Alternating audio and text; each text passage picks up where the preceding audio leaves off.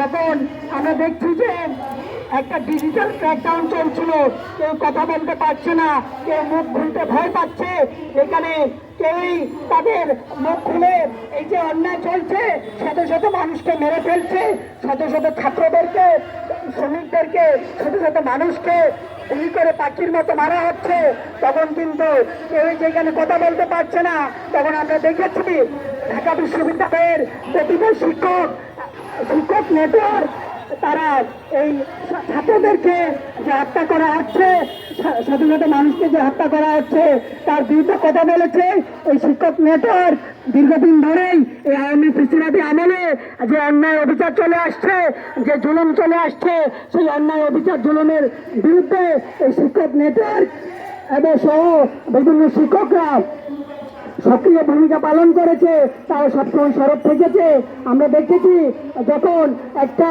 অন্যায়ভাবে জবরদস্তিমূলকভাবে একটা শিক্ষাক্রম নিয়ে আসে, জ্ঞান বিজ্ঞান মহাসত্ব ধ্বংসের শিক্ষাক্রম নিয়ে আসা হয়, তখন এই শিক্ষাক্রম নিয়ে এই বিশ্ববিদ্যালয়ের বিভিন্ন শিক্ষকরা কথা বলেছে এবং শিক্ষা সংস্কারের দাবিতে শিক্ষার যে সংকট, শিক্ষার্থীদের যে সংকট, এই শিক্ষার্থীদের সংকট নিয়ে এই শিক্ষকরা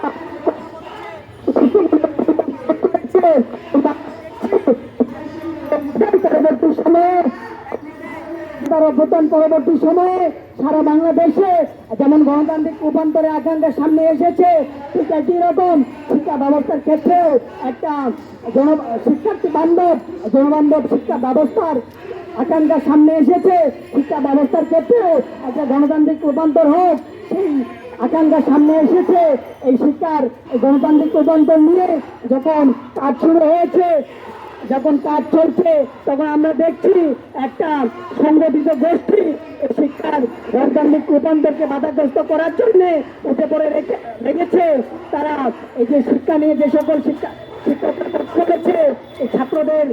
উপর যে আক্রমণ, সেটা নিয়ে যারা কথা বলেছে, এই আওয়ামী ফ্যাসিবাদী দুঃশাসনের বিরুদ্ধে যারা কথা বলেছে